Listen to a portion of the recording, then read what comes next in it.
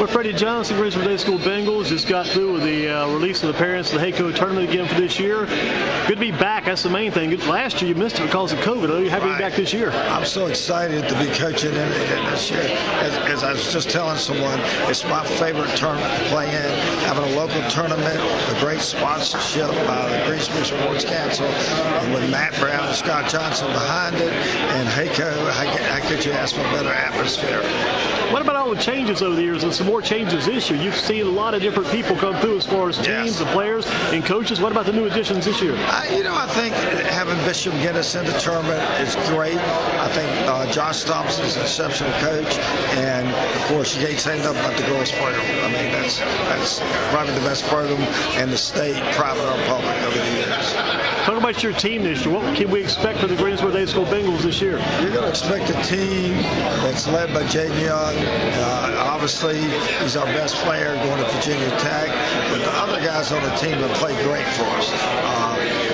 We have really, Will Otto has stepped in at the point competition and picked up where Nick Gray's left off last year, but it's still hard to replace four guys who are playing Division I basketball. And I think that we are growing each week, but I'm really excited about the process we've made.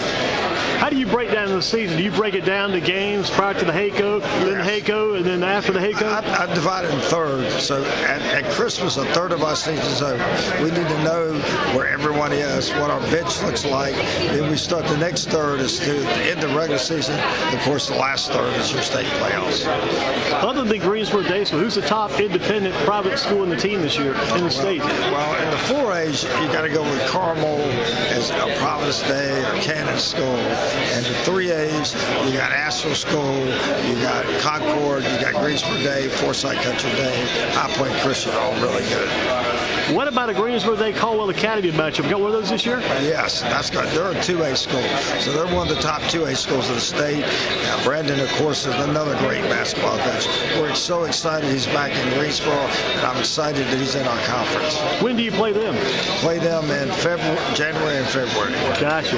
Now looking back at the HAECO once again, what will it take for your team to repeat as champions this year?